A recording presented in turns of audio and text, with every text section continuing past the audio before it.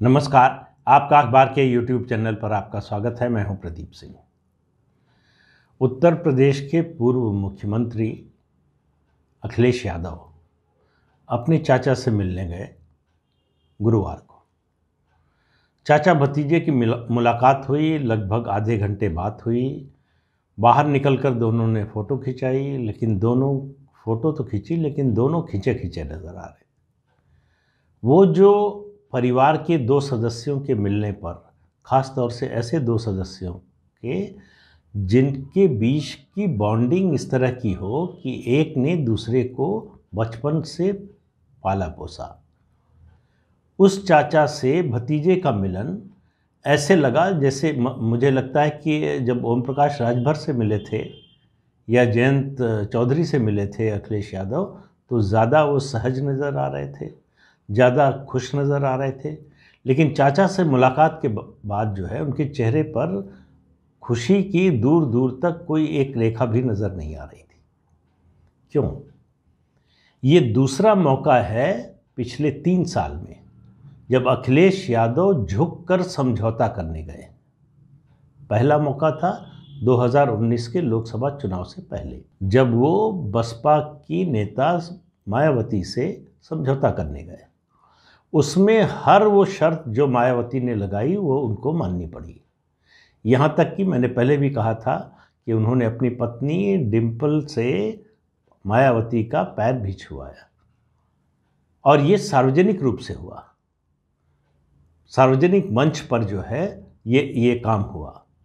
उसके अलावा मायावती ने कंसेशन सिर्फ एक दिया, और वो ये कि जो 1995 का गेस्ट हाउस कांड था, उसकी जो उनकी शिकायत थी वो मुकदमा वापस ले लिया। उसके अलावा मायावती ने कोई कंसेशन नहीं दिया, बल्कि वो एक दो सभाओं में ऐसा भी हुआ कि उन्होंने समाजवादी पार्टी के कार्यकर्ताओं को, नेताओं को डांटा कि आप लोगों को बसपा के कार्यकर्ताओं से कुछ सीखना चाहिए कि कैसे व्यवहार किया जाता है, सार्वजनिक ऐसी सभाओं में, कार्यक्रमों में किस तरह से बैठा जाता है, बोला जाता है। ये सब अखिलेश यादव चुपचाप सुनते रहे मंच पर बैठकर। अब पिछले 5 साल से 2016 से चाचा और भतीजे में बोलचाल बंद थी। चाचा को पहले उन्होंने मंत्रिमंडल से हटाया, फिर पार्टी से हटाया। उसके बाद से अगर आप पिछले 1.5, 2, 3 साल के बयान शिवपाल यादव के सुने, उनके चाचा के, तो हर बार वो ये कहते हैं कि अखिलेश यादव बात करने को भी तैयार नहीं, फ़ोन पर आने को तैयार नहीं, मिलने का समय देने को तैयार नहीं। और ये बात आखिरी बार उन्होंने अभी 1 महीने पहले कही एक न्यूज़ चैनल के कार्यक्रम में। उन्होंने कहा फ़ोन नहीं उठाते मेरा, मुझसे मिलने के लिए तैयार नहीं। तो उस चाचा से अचानक कैसे प्रेम जगा अखिलेश यादव का कि मिलने चले गए। अब थोड़ा अतीत की बात कर लेते हैं कि दरअसल ये जो झगड़ा चाचा भतीजे के बीच हुआ, वो कैसे हुआ और किसकी वजह से हुआ और किस वजह से हुआ। 2012, आप याद कीजिए, मार्च 2012 में उत्तर प्रदेश विधानसभा चुनाव का नतीजा आया। जब नतीजा आया, समाजवादी पार्टी को 224 सीटें मिली, यानी स्पष्ट बहुमत मिला। उसके बाद होली के मौके पर पूरा परिवार सैफई में इकट्ठा हुआ, और वहाँ मुलायम सिंह यादव ने परिवार के लोगों के बीच में ये प्रस्ताव रखा कि वो अखिलेश यादव को मुख्यमंत्री बनाना चाहते हैं। शिवपाल यादव ने उसका विरोध किया।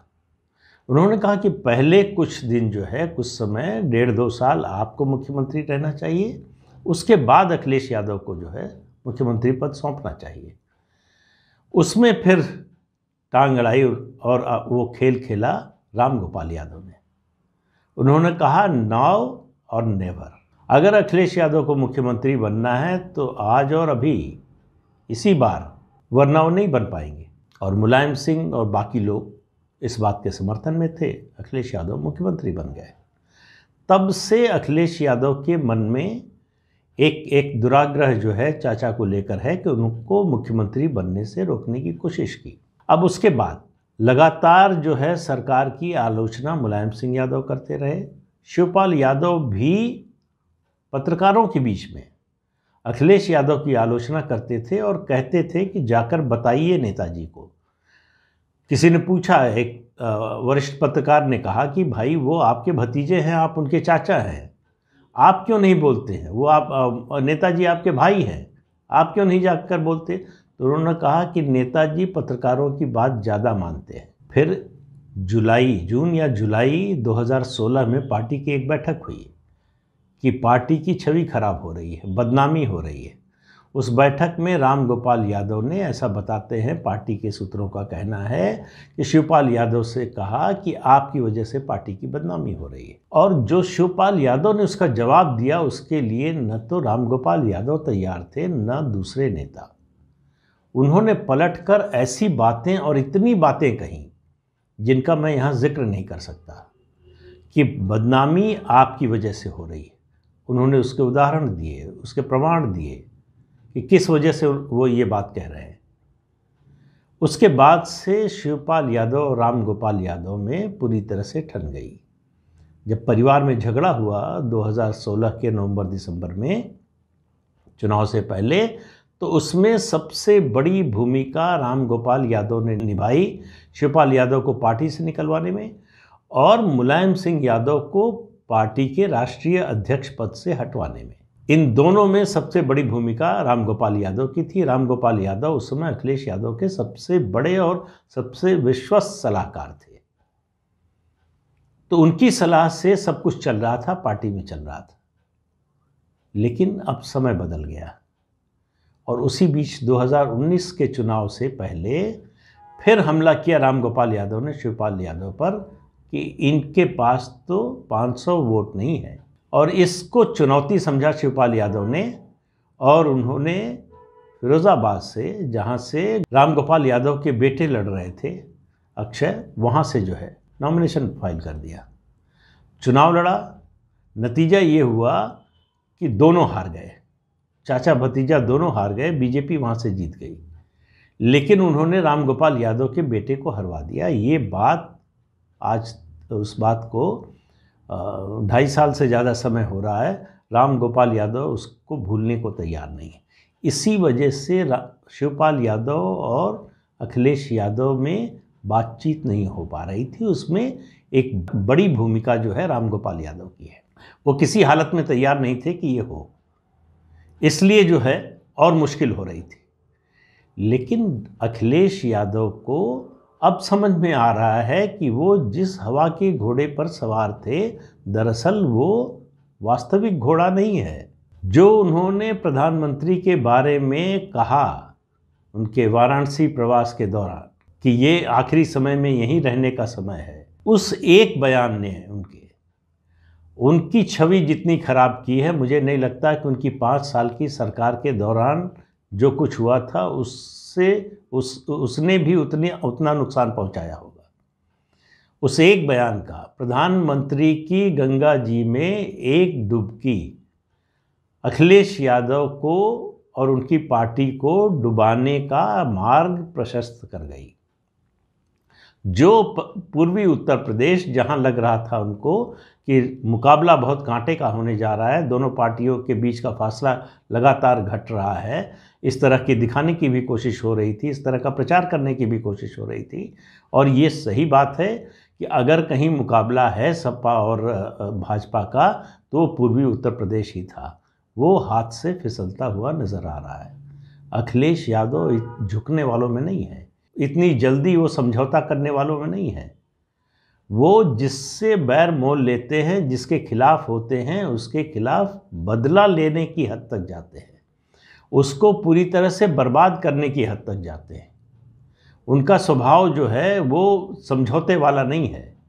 लेकिन चाचा से समझौता करने गए और समझौता, जो बातचीत के बाद, निकलने के बाद वहाँ मीडिया से बात नहीं की उन्होंने, न उन्होंने की न शिवपाल यादव ने की।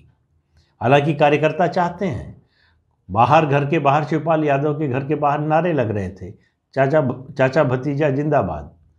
लेकिन चाचा भतीजा जिंदाबाद के मूड में नहीं नज़र आ रहे थे। सवाल यह है कि बातचीत क्या हुई, तो उसके बारे में किसी को कुछ पता नहीं है। केवल इतना पता है कि दोनों ने ट्वीट किया। उसके बाद अखिलेश यादव ने ट्वीट किया और शिवपाल यादव की पार्टी को लेकर कि गठबंधन होगा। ये इसी तरह का ट्वीट शिवपाल यादव का भी आया। दोनों में कहीं इस बात की चर्चा नहीं हुई कि पार्टी का विलय होगा। और आपको याद होगा अभी महीने भर पहले एक टीवी कार्यक्रम में शिवपाल यादव ने कहा कि वो पार्टी का विलय करने के लिए भी तैयार है, लेकिन इस पर बात नहीं बनी। अखिलेश यादव को मालूम है कि भले ही सार्वजनिक रूप से ऐसा कह रहे हों शिवपाल यादव, लेकिन वो अपनी पार्टी का विलय नहीं करेंगे समाजवादी पार्टी में, क्योंकि उनको मालूम है कि वहाँ पहुँचने के बाद फिर तय करने वाले राम गोपाल यादव होंगे और उनकी स्थिति जो अलग पार्टी के रूप में है उससे भी बदतर हो जाएगी। तो वो समझौता चाहते हैं और अखिलेश यादव को अभी तक की बात कर रहा हूँ, ये मानना पड़ा है, ऐसा लगता है। और अखिलेश यादव को जिस तरह का भाव उनके चेहरे पर था, जो बॉडी लैंग्वेज थी, बाहर निकल के जो फ़ोटो खिंचवाई, आप फ़ोटो देख लीजिए, वो लग रहा है कि जैसे दो दुश्मनों को ज़बरदस्ती किसी ने दबाव डालकर एक साथ खड़ा कर दिया हो, उस तरह के भाव हैं दोनों के चेहरे पर। न तो शिवपाल यादव के चेहरे पर खुशी है, इतने दिन से 5 साल से कह रहे थे कि जो है भतीजा बात नहीं करता है, मिलने का समय नहीं देता है, घर नहीं आने देता है, और वो भतीजा जब घर आया तो चाचा खुश नहीं हुए और चाचा से मिलकर भतीजा खुश नहीं हुआ। तो ये मामला अभी इतना आसान मत समझिए कि शिवपाल यादव और अखिलेश यादव की पार्टी का गठबंधन हो ही जाएगा। ये अभी पक्के तौर पर नहीं कह सकते, लेकिन इसकी संभावना से भी इनकार नहीं कर सकते, क्योंकि परिवार के लोगों का दबाव है और उसके अलावा समर्थकों का भी दबाव है। लेकिन उस दबाव के आगे 5 साल तो अखिलेश यादव नहीं झुके। उस दबाव के आगे 5 साल तक, यहाँ तक कि अपने पिता के दबाव में भी नहीं झुके। पिता के कहने पर भी शिवपाल यादव मुलायम सिंह यादव से बराबर मिलने, मुलाकात करने, उनके घर आते जाते रहे हैं। इसके बावजूद कभी भी अखिलेश यादव इन 5 सालों में शिवपाल यादव के घर जाना तो दूर, कहीं सार्वजनिक रूप से भी मिलने की या कहीं किसी तीसरी जगह पे भी मिलने की जो है कोशिश उन्होंने या बातचीत करने की कोशिश नहीं की। तो ऐसी क्या मजबूरी हो गई? शिवपाल यादव की पार्टी कोई ऐसी बड़ी पार्टी नहीं है। वो पिछली बार चुनाव लड़े तो इंडिपेंडेंट के रूप में चुनाव लड़े थे, अपना चुनाव जीत गए थे। लोकसभा का चुनाव लड़े अपनी पार्टी की ओर से, कोई सीट नहीं जीते। लेकिन शिवपाल यादव समाजवादी पार्टी के संगठन को अंदर बाहर से जानते हैं। वो बाहर रहकर उनका बहुत बड़ा नुकसान न कर पाए भले ही, लेकिन शिवपाल यादव अगर अंदर हैं और संगठन का जिम्मा उनके पास है, संगठन की कहें चाबी अगर उनके पास है, उनको मिल जाए, तो अखिलेश यादव के लिए बहुत बड़े मददगार हो सकते हैं। लेकिन दिलों की दूरियां इतनी हो गई हैं कि ये फोटो ऑप से जो है वो दूरी मिटने वाली नहीं है। तो अखिलेश यादव और शिवपाल यादव फिर मिल पाएंगे? वो एक शेर है, किस शायर का है अभी नाम मुझे याद नहीं आ रहा है, कि दिल मिले न मिले हाथ मिलाते रहिए। तो दिल तो नहीं मिला है, हाथ मिला रहे हैं दोनों, बल्कि उस फोटो में तो हाथ मिलाते हुए भी नहीं दिखे। तो इसलिए अखिलेश यादव की मजबूरी समझिए, वो संकट में है। संकट ये है कि पार्टी के लिए अब अस्तित्व का संकट खड़ा हो जाएगा अगर ये इस चुनाव में उनकी पार्टी अच्छा नहीं करती है। मैं सरकार की तो बात ही नहीं कर रहा हूँ, क्योंकि क्षेत्रीय दलों के लिए मुश्किल ये होती है कि लंबे समय तक सत्ता से बाहर हो जाएं तो उनके संसाधन जो है वो घटने लगते हैं। उदाहरण मायावती है, बहुजन समाज पार्टी। मायावती के पास व्यक्तिगत रूप से चाहे जितनी संपत्ति हो, चाहे जितना पैसा हो, मैं पार्टी की बात कर रहा हूँ, संगठन की बात कर रहा हूँ। आज उनकी पार्टी के लिए आप सोचिए कि 14 साल हो गए मायावती की पार्टी को सत्ता में आए हुए। 14 साल पहले 2007 में उनकी सरकार बनी थी, 12 तक रही, तो कहें सत्ता से बाहर होने का समय जो है एक तरह से 9 साल का है। 9 साल से न तो केंद्र में और न तो राज्य में किसी सरकार में शामिल रही हैं मायावती और उनकी पार्टी। वही हाल अखिलेश यादव का है। लगातार 3 चुनाव हार चुके हैं। केंद्र में किसी पार्टी के साथ सरकार में शामिल होने का उनकी पार्टी को मौका नहीं मिला। जब 36 सीट लेकर आए थे लोकसभा की, तब भी नहीं मिला था। और अभी तो हाल ये है कि 5 सीटें हैं लोकसभा की, और लोकसभा चुनाव में या मतलब राष्ट्रीय स्तर पर जो है किसी ऐसे गठबंधन के आने की दूर दूर तक कोई संभावना नहीं है जिसकी सरकार बन सके। तो इसलिए जो है केंद्र की का तो सवाल ही नहीं उठता। राज्य में भी अगर इस बार हारे तो उनके लिए आगे अपनी पार्टी के मनोबल को बनाए रखना, अपनी पार्टी के संगठन को बनाए रखना और कठिन हो जाएगा। ये बात अखिलेश यादव की समझ में आ रही है, इसलिए वो झुककर किसी भी तरह का समझौता करने को तैयार है। इसी सोच के तहत 2019 में उन्होंने मायावती से समझौता किया था। एक तरह से कहें तो जहर का घूंट पीकर समझौता किया था, अपमान सहकर समझौता किया था। इसके बावजूद उन्हें कुछ हासिल नहीं हुआ। क्या चाचा से अगर कह रहा हूँ, फिर अगर कह रहा हूँ, अगर गठबंधन हो जाता है तो उसका कोई फ़ायदा मिलेगा? किसी को पता नहीं। अखिलेश यादव को भी नहीं पता है मुझे लगता है, लेकिन वो हर वो उपाय कर लेना चाहते हैं जिससे उनके सत्ता में आने की दूर दूर की भी कोई संभावना हो। तो इसलिए चाचा के सामने झुकना उनकी मजबूरी थी, इच्छा नहीं। और मजबूरी में किया गया समझौता, मजबूरी में बनाया गया संबंध ज़्यादा समय तक चलता नहीं। वो रहीम का दोहा है, रहीमन धागा प्रेम का, मत तोड़ो चटका है, टूटे से फिर ना जुड़े, जुड़े गांठ पड़ जाए। तो रिश्ते में गांठ पड़ चुकी है और वो गांठ जो है जाने वाली नहीं। लेकिन राजनीति में कई बार अनहोनी भी होती है और ऐसा भी होता है कि जिसकी आप उम्मीद नहीं कर रहे होते हैं। लेकिन मुझे तो कम से कम मैं आप खुद को बहुत आशावादी मानता हूं, फिर भी मैं इस मामले में, इस मुद्दे पर मुझे बहुत उम्मीद नहीं है कोई इस समझौता होने से कोई बड़ा फर्क पड़ जाएगा। ये ज़रूर है कि एक विरोधी कम हो जाएगा, इससे ज़्यादा मुझे कोई उसका जो है असर दिखाई नहीं देता। तो आज के अंक में इतना ही। अगले अंक में फिर मिलेंगे किसी नए मुद्दे के साथ। तब तक के लिए इजाज़त दीजिए। नमस्कार। आपसे अनुरोध है कि ये चैनल देखिए, शेयर कीजिए, लाइक कीजिए और सब्सक्राइब ज़रूर कीजिए। नमस्कार।